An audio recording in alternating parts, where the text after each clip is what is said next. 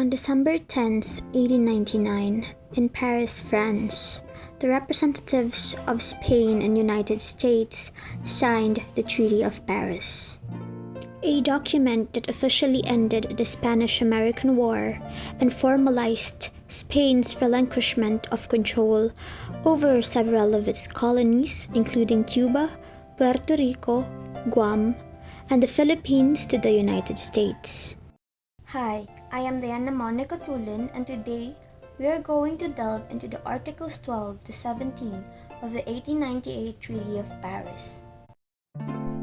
The Article 12 of the treaty outlines how ongoing and completed court cases in the territory ceded by Spain will be handled after the treaty takes effect.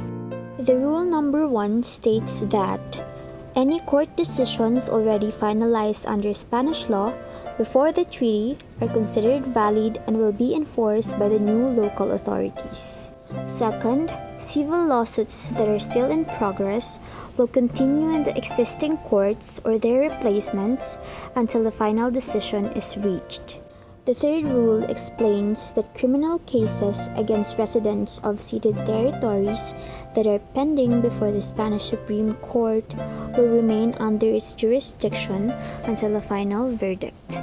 However, the enforcement of that verdict will be carried out by the local authorities where the crime occurred. Article 13 ensures the continuation of certain intellectual property rights and cultural access in the territories ceded by Spain. The first clause declares that copyrights and patents held by Spaniards in Cuba, Puerto Rico, the Philippines, and other ceded areas will remain valid and protected after the treaty is ratified.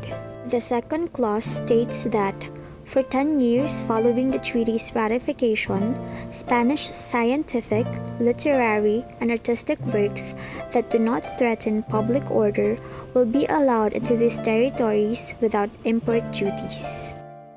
The Article 14 allows Spain to set up its own representatives or consuls in the ports and cities of territories it has given up in the treaty.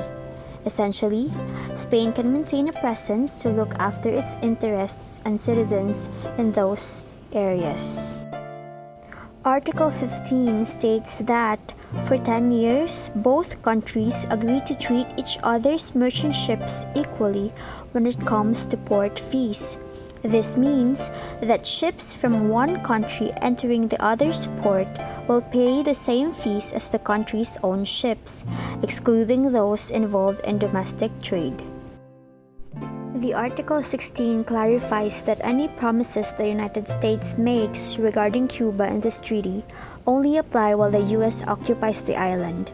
Once the occupation ends, the U.S. will recommend that the new Cuban government take on the same responsibilities. Article 17 outlines how the treaty will be officially approved.